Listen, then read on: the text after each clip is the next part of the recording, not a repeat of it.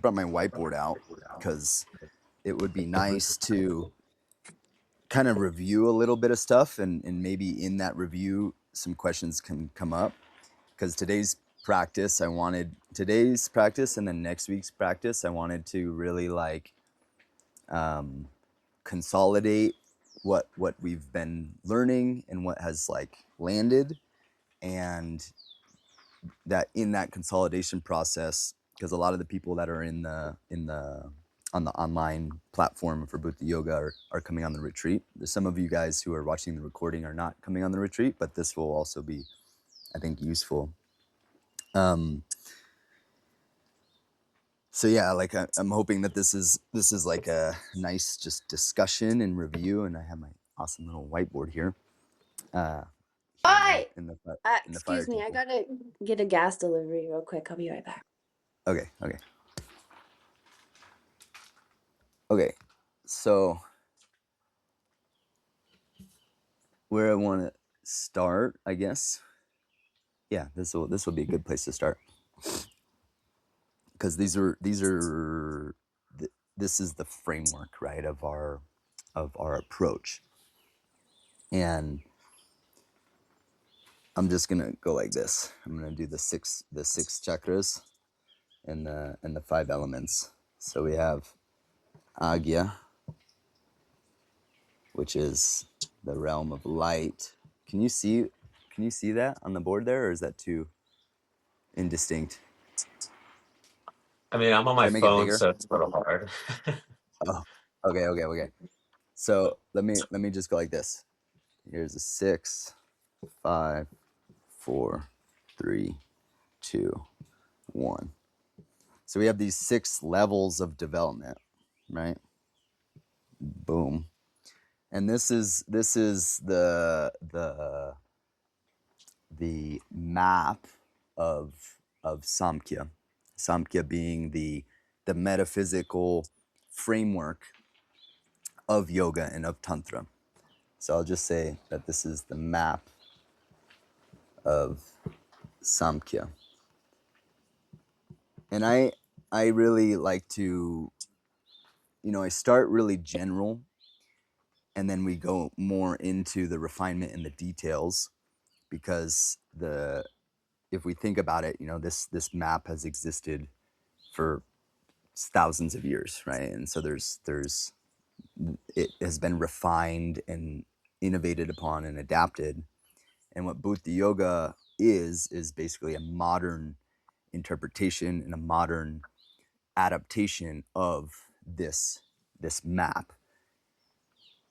And I think it's nice to start there, because we have the chakra system, which is like a well-known concept, a well-known framework for most modern yogis. And the thing about the modern chakra system that I think few people understand or have done the research to follow its evolution is that Carl Jung, Carl Jung, Brian? Yeah. Yes. Carl Jung is the primary reason actually that we have a psychological model of the chakras, like where it was his interpretation of the Eastern teachings. Like Carl Jung was a mystic and a yogi, and he spent a lot of time reading and digesting and understanding the spirituality of the East, because he saw that it was an effective technology for human development. And if anybody's not familiar with Carl Jung, then it's definitely a rabbit hole to go down. But he kind of revolutionized how we understand the psyche, and so I'll just I'll leave it there.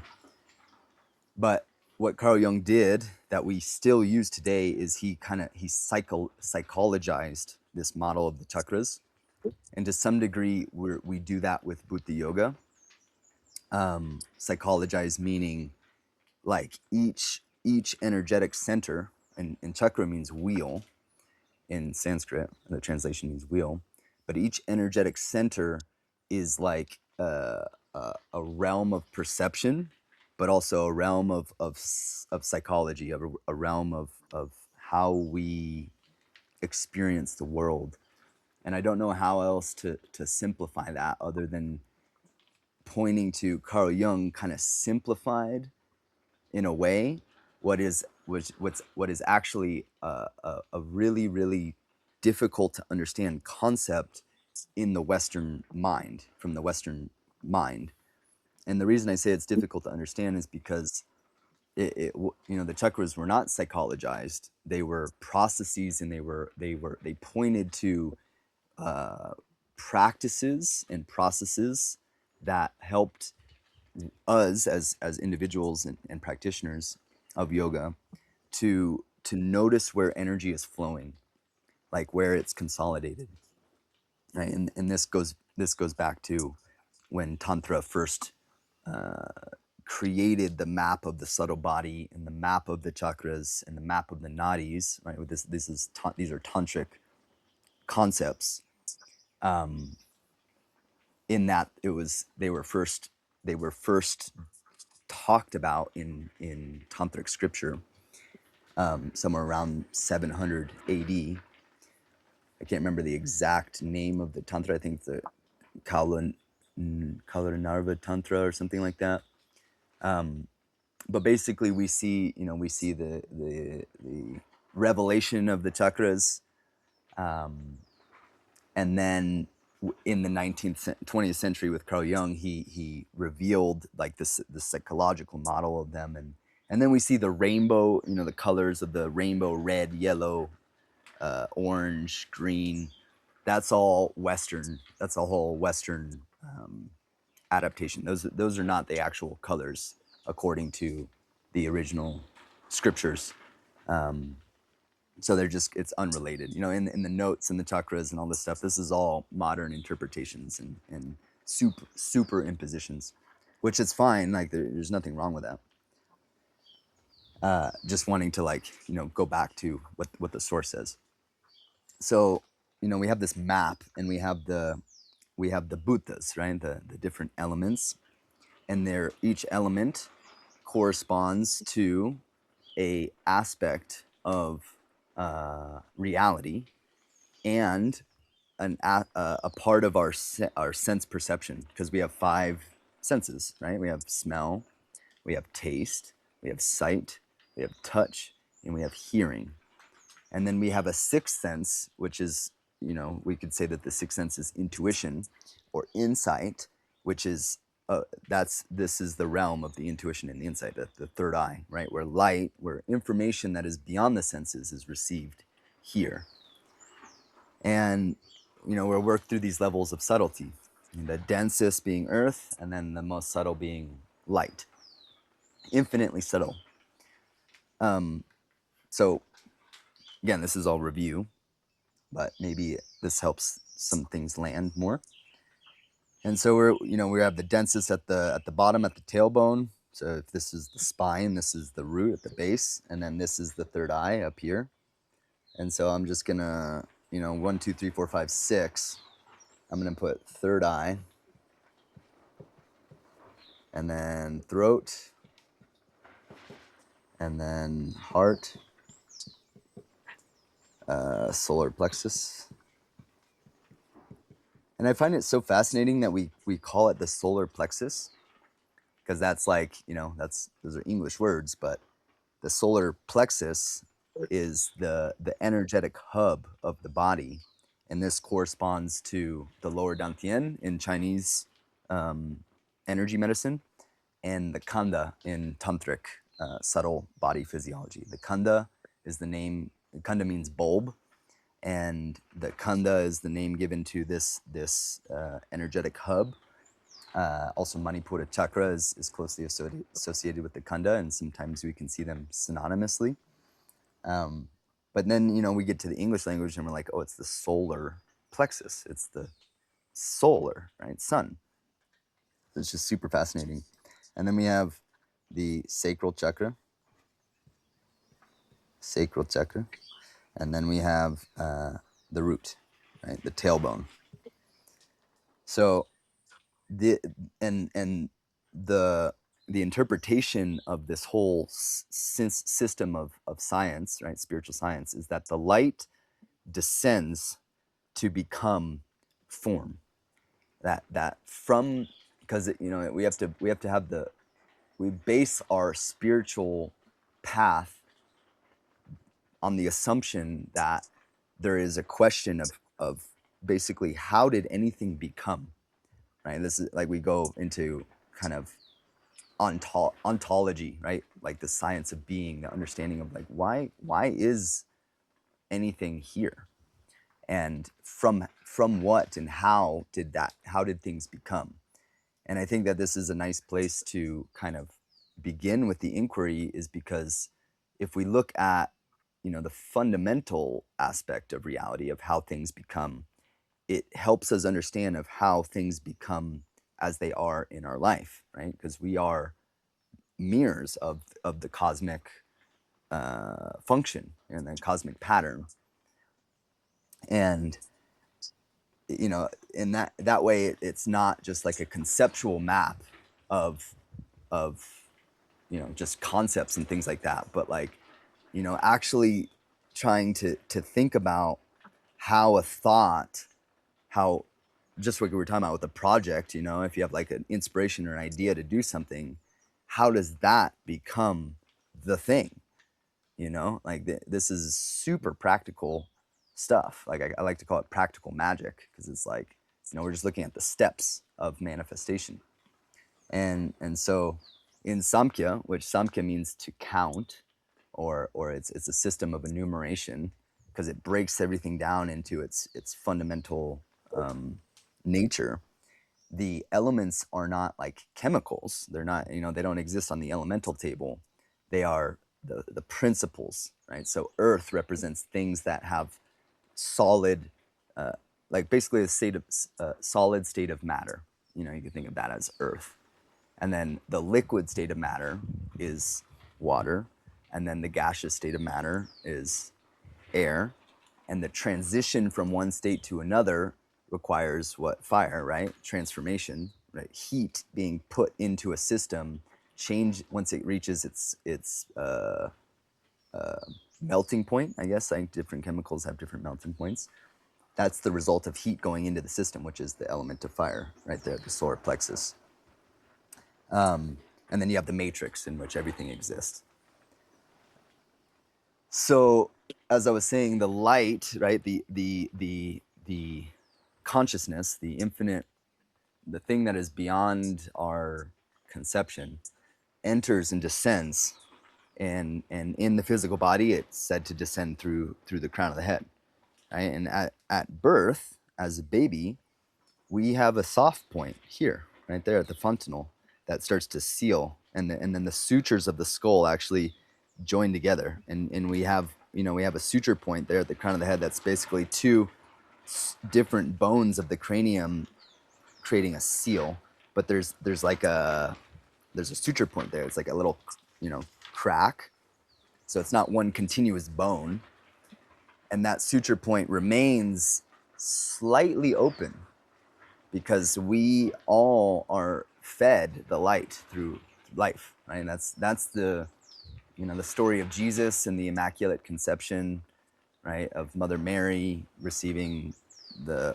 Holy Child. Like this is a metaphor for how inspiration is received. It comes from beyond, and it requires nothing of the world, right? It's just, and then the seed takes its place in the womb of the mind. Really, really cool. Like, dive into that rabbit hole, because the king, wants to go kill the son, because the son is destined to change the whole reality. And it's just like, man, the king represents the ego, right? The ego wants to shoot down all of our good ideas before we even get them off the ground, because that's what the ego does. It's like, oh, I don't want to change, So, we're just looking at this map, and now we maybe, we can talk about the tools that we use, because this is the whole, I mean,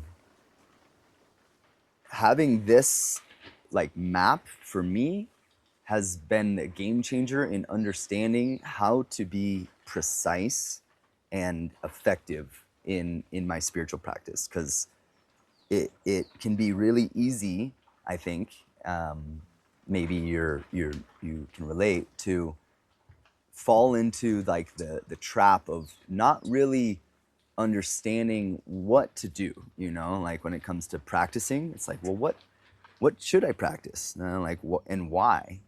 And what are the purpose of the different things that I'm doing? And I liken it to, like, you know, you're building a house. And when we're building a house, we can't just build a house with a hammer and a nail. We need multiple different sets of tools, and we need different materials, and we need all different skills actually to build the house. And this, you know, this map, what we're working on doing is understanding each level so that we can allow the energy to flow from the top down and from the bottom up. And that, like, circulation of energy, I believe, and what I think makes sense to me is the way that when light inspiration comes to us, we know how to integrate it into our system all the way down to the densest part, the most solid part of us, and then from the most solid part of us, how to like make the changes in the material world that are being inspired. You know, it's like if the light comes in and it doesn't make all the way down to the actionable things that need to happen, then it stays in the ethers, you know, or it stays on some level. And that is a bummer. I mean, it's just a bummer, you know. It's like I hope that my life is an example of the inspiration, you know, of the spirit. And there's so many ways that the spirit can manifest, and there's so many ways to be creative. There's so many ways to channel inspiration in our life. And I don't know about you, but I just feel my absolute best. I feel my healthiest. I feel the most happy. I feel the most balanced when I am inspired, you know, like when there's inspiration there. And I'm just on a mission to figure out, well, how does inspiration even come? You know, like, what can I do to remain inspired so that my life can feel all, you know, happy, joyous, all the things. And this map is really useful because it's like, okay, the light comes in, you know, maybe we distinguish it here at the third eye where we get the inspiration, you know, and it's like the inside or the imagination is there, but then, you know, how does it trickle down in through all of the different levels of the subtle body?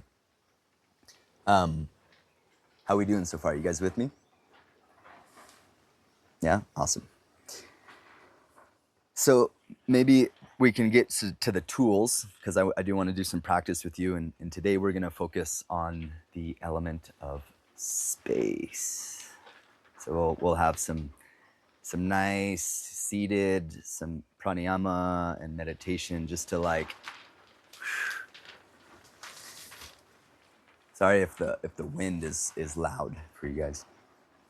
So we have tools, right? And the most basic way that I've kind of like distinguished this is we have, you know, the asana is at the base. You know, the asana is the tool that deals most with the physical.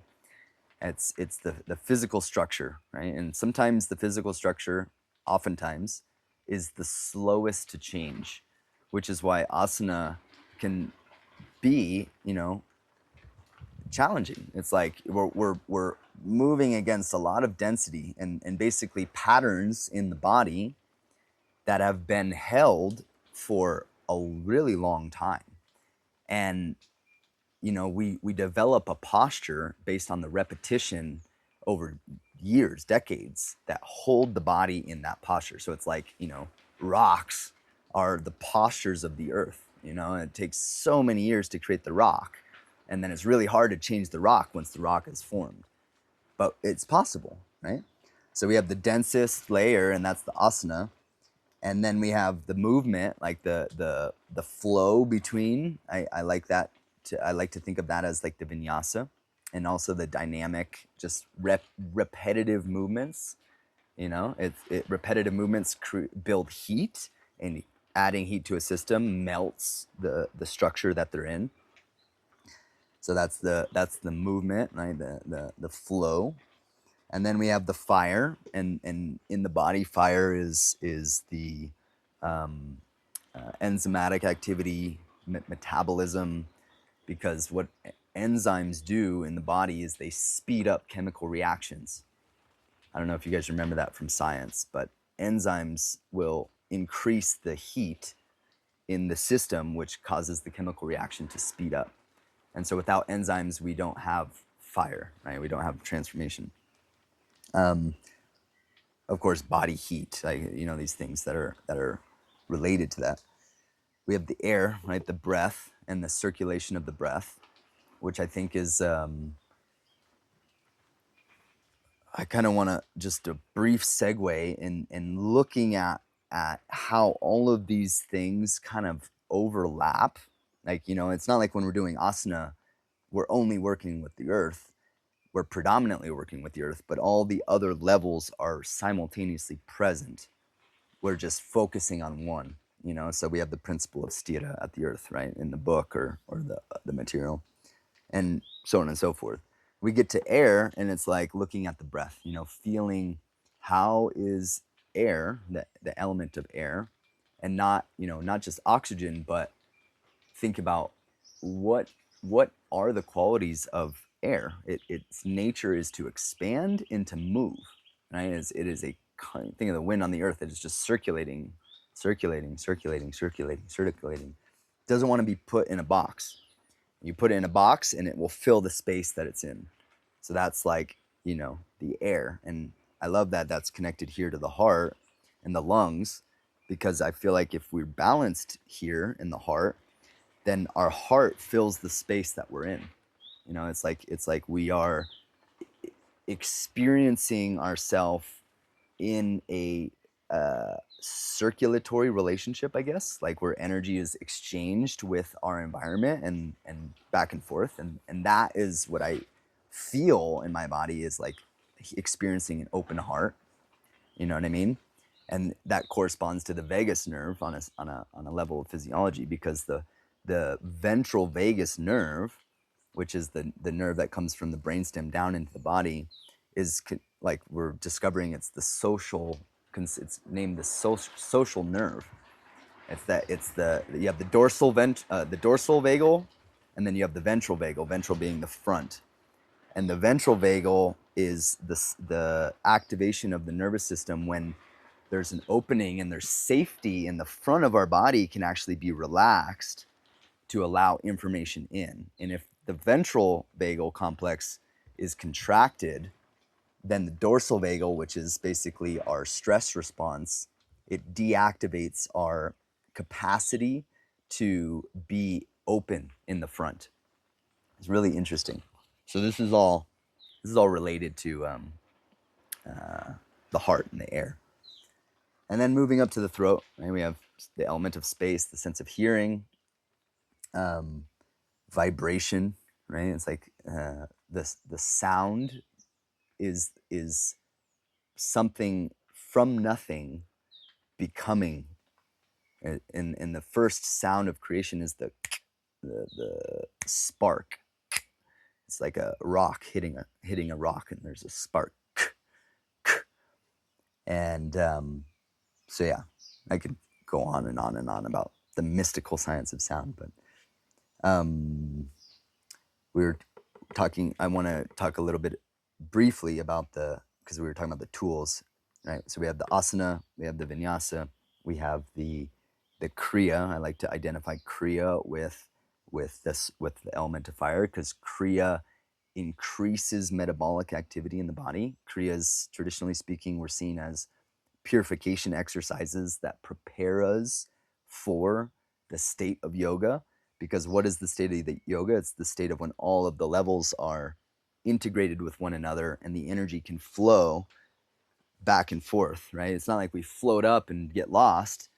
We're connected to the whole and completely anchored here in this incarnation. And that's a tantric concept, actually, is the importance of embodiment and the importance of being integrated on the level of the divine, which is the upward, and then the level of the incarnation and the human, the downward.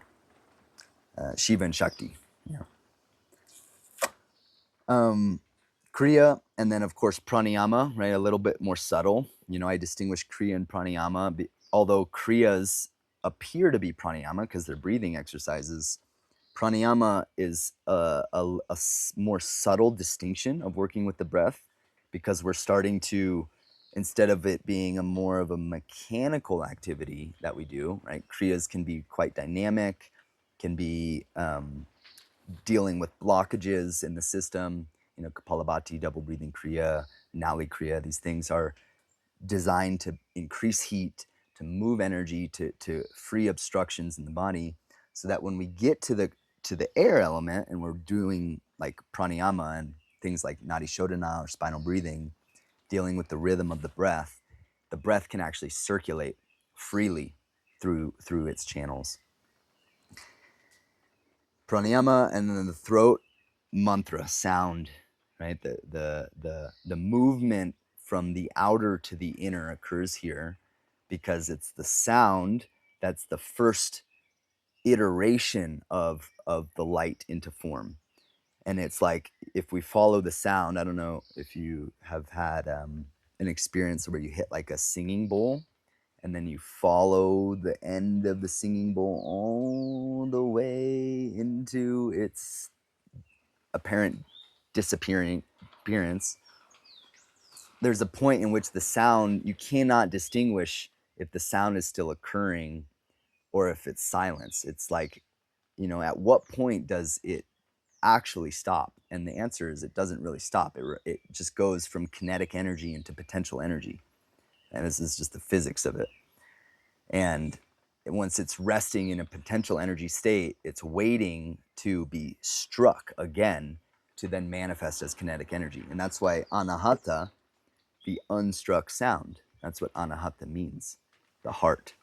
It is the unstruck sound. It's resting in pure potential. And just like a little, did you have a question, Katie? Yeah, please. Does this mean as the sound dispels, if it doesn't really, if it's only right transforming and it's not actually ending, if we say, then is it in some sense absorbed into the space? Because Yes. unless you're outside, and then it would be, absorbed into the forest, for example, or Yes. like it just keeps going. Yes. Yep. Yeah, Okay. you hit it right. It's the doorway. Uh, Right? It's like you follow what you can hear with your ear, and you completely absorb yourself, a state of concentration, dharana, in the sound current, and eventually it goes inward, right? And your senses are withdrawn until you pass through the doorway into space and then beyond, right? Because it's in the space that the sound is happening, but from where is it first coming? That's what we're interested in. Follow it, and that's Okay. the transcendence of the energy from gross to subtle, right? As it moves upward in this way. Yeah.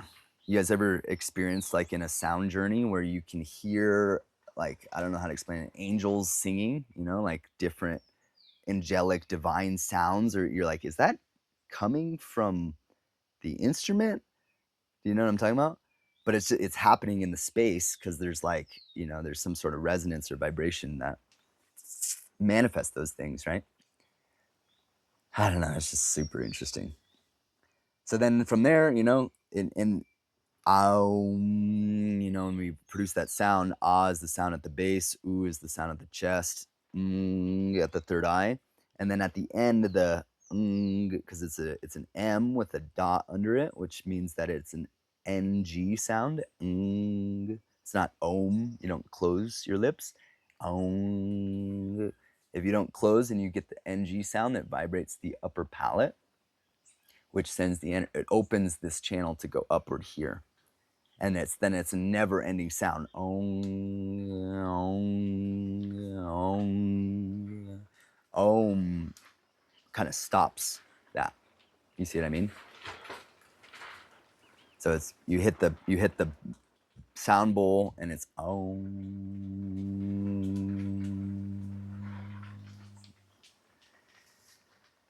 So that's the map. That's what we're working with, and by the time we get to the third eye, by the time we're centered in ourself completely, where our energy is no longer moving outward through the senses to look for something to be entangled by, we could say, then that is the moment that the central channel, the Sushumna, is open, right? And the energy that's normally going out into our life to interpret things, to create meaning, it is withdrawn completely in, and the